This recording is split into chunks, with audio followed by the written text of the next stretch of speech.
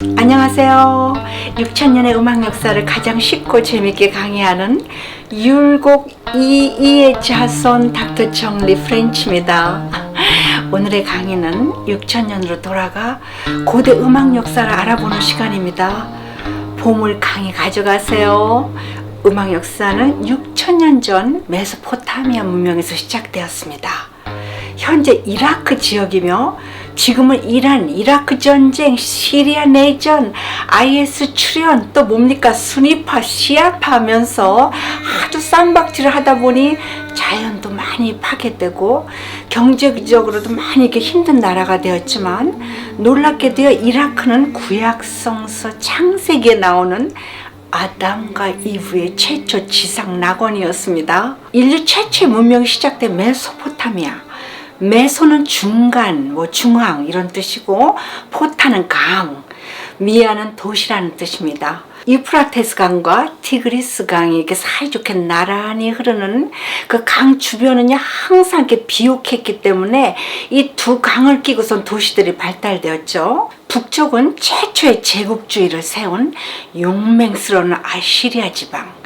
중부는 아담과 이브가 태어난 지상 낙원이며 최초 법전 함무라비 법전, 최초 고층 빌딩 바빌론의 탑이 세워졌던 곳이며 남부에 위치한 그 우르 지방에 있는 수메르 지역은 메소포타미아 문명이 가장 발달된 아브라함의 고향이자 음악 역사의 고향입니다.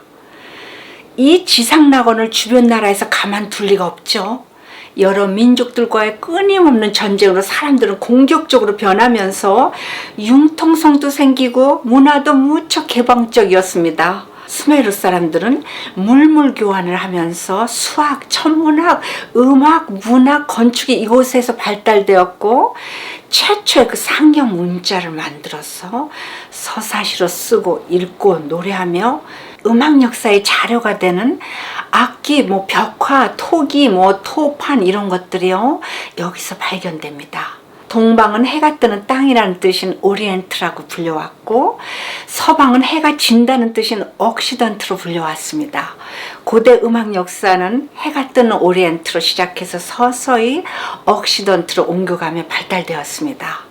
고대 음악 역사 하면은 6000년부터 시작된 이 메소포타미아 운명에서 영향을 받은 수메르, 바벨로니아, 아시리아, 서쪽 그 페니키아 문명, 이집트 문명, 그리고 히브리인들의 그 종교 프랙티스, 그리고 고대 그리스까지며 서양 음악 역사 하면 고대 그리스부터 지금까지를 말합니다.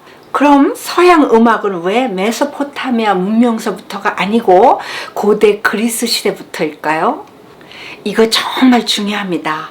고대 그리크 시대부터 그리크인들은 자연 철학을 통해서 음악의 그 본질을 이해하며 음악을 교육의 그 교과 과정에 넣기 시작했습니다.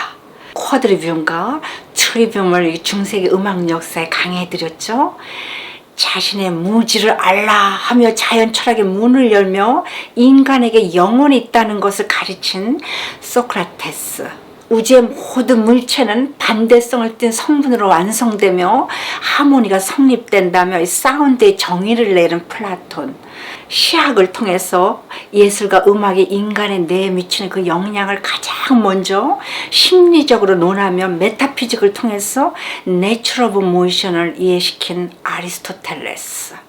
이렇게 그리크인들은요 자연 철학과 결부시켜서 음악 이론과 음계를 만들어냈고 피타고라스는요 숫자가 자연의 본질이라면서 소리의 진동수로 현악기 조율법을 만들어냈습니다. 그러니 그리크 시대가 이 서양 음악의 대들보인 것입니다. 특히 그리스 시대 자연 철학은 이 소리를 영원히 변치 않는 자연의 본질로 보았고 중세기 때는요 이 신성한 멜로디를 정해 소리의 본질 칸투스라고 불리며 단선율인 그 그레고리안 찬트로 사용하였습니다.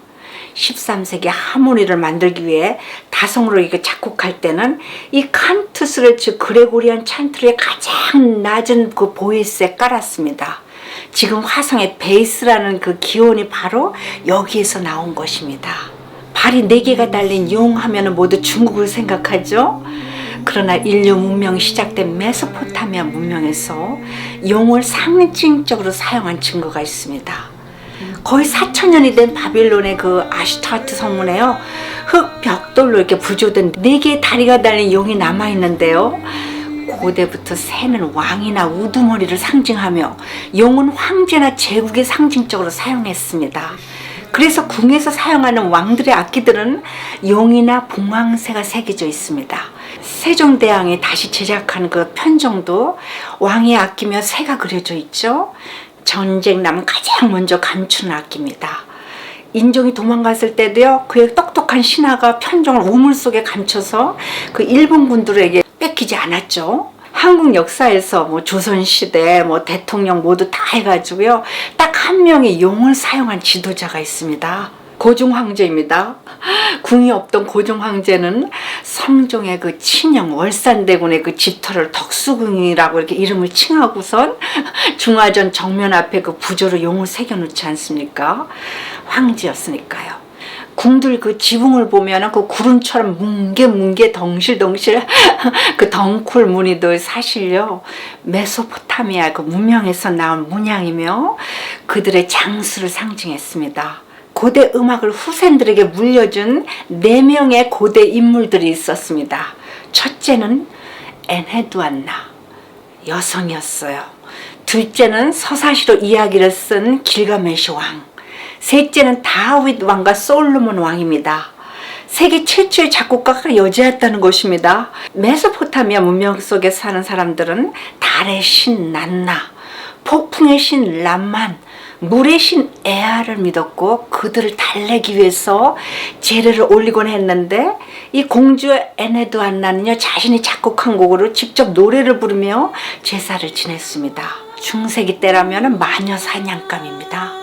고대 작곡은 서사시적이며 말하듯 읽듯 노래하는 쌀마디 그 모두로 이렇게 낭송하고 멜레즈마 형식으로 하며 음을 장식했습니다. 제가 전에 중세기 강의에서 이 소리에 모드가 있다고 했습니다. 첫 번째 모드는 실라빅 딱딱 끊어있는 거, 네오마틱은 2-3개씩 이어지는 거, 원 아니면은 뭐 랄라 랄랄라 이런 식.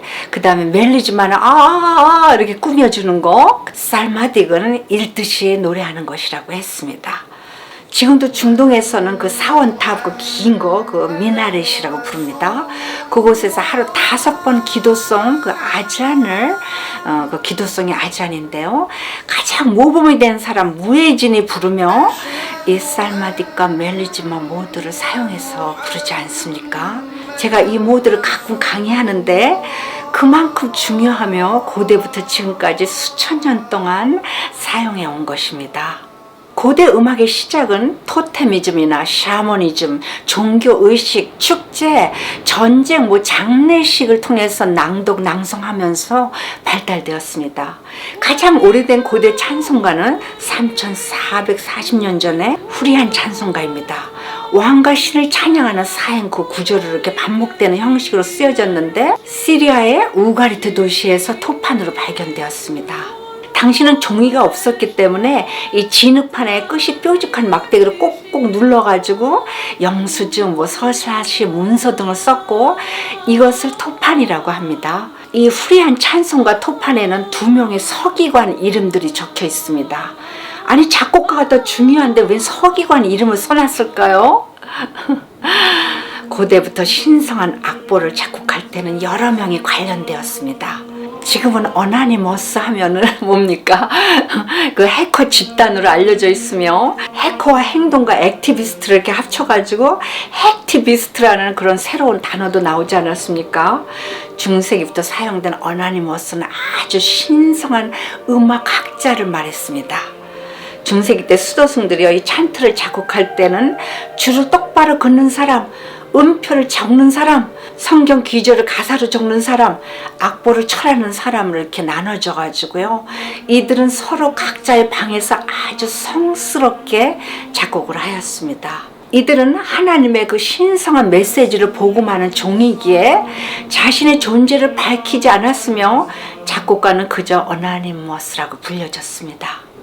13세기 어나니머스들은요, 천재들이었어요. 누르트르담 수도승을 말하죠.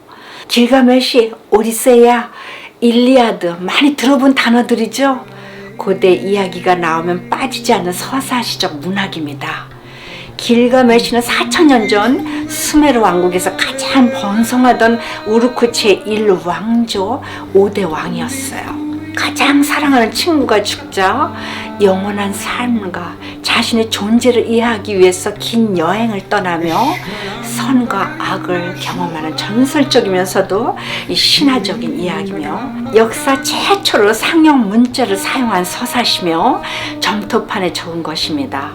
이 길가메시가 문학뿐 아니라 그 음악 역사에서도 아주 중요합니다. 고대인들과 이 중세기 수도승들은 작곡을 할 때 서사시를 모델로 삼았기 때문입니다. 음행, 절, 순표, 그 다음에 뭐 타이밍 이런 것을 준수하며 음악적 문장이 되는 이 프레이즈, 문장의 길이와 이 소리의 밸런스들을 고려해가지고 작곡을 한 것입니다. 길가메시 스토리 속에는 놀랍게도요, 그 노아와 대홍수의 그 스토리가 거기 들어가 있어요. 영화 반지의 제왕도 길가메시의 영향을 받아 쓰여진 것이죠.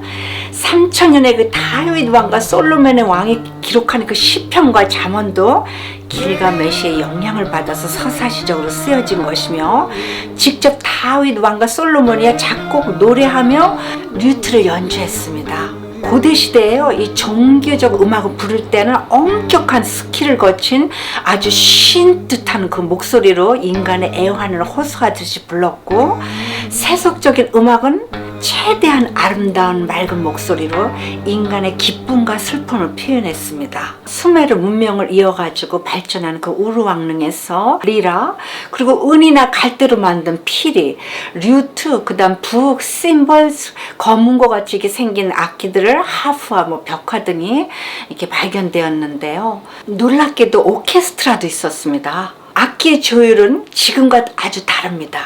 현악기를 지금처럼 뭐 줄 하나로 여러 음을 이렇게 만들어내는 것이 아니라 각 줄마다 음이 하나씩 고정되어 있어가지고 여러 음을 낼 수가 없었습니다. 즉 피리에 구멍이 5개면 이 5음계만 연주할 수 있고, 리라에 8줄이 있으면 그 8음만 연주할 수 있는 것입니다. 고대와 중세기 음악가들은 신분이 아주 높았습니다. 특히 고대시대 때 이 음악가 신분은 왕, 사제, 그 다음이 음악가였습니다. 그 이유는 작곡을 하는 사람은 모든 분야에 능통해야 했기 때문입니다. 또 전쟁 때는요, 음악가를 죽이지 않고 생포해가지고 전리품과 함께 데리고 갔습니다. 구약성서에 이렇게 적혀 있습니다. 바빌론의 그 포로의 노래에서 우리를 사로잡은 자가 거기서 우리에게 노래를 청하며 우리를 황폐케 한 자가 기쁨을 청하고, 음악가 적들을 잡아다가 잔치를 벌리고 노래를 하면서 기쁨을 함께 나눈 것입니다. 영화 피아니스트에도 가장 멋진 장면 기억나시죠? 그 폐허가 된 아파트에 숨어들어온 폴란드 피아니스트 앞에 독일 장국기어가 이렇게 다가옵니다. 당신 직업이 뭐요? 피아니스트. 얼굴이 다 얼었죠. 저기 피아노가 있어, 쳐보시오. 쇼팽 발라드를 멋지게 칩니다. 제가 쳐드리겠습니다. 그 이후로 독일 장교는 저기에게 빵과 포도주를 맨날 날라다 주지 않습니까? 여러분도 악기를 하나 배워두세요. 자, 오늘은 6,000년으로 거슬러 올라가 고대 음악의 발전을 알아보았습니다. 그럼 다음 강에서 뵙겠습니다. 바이.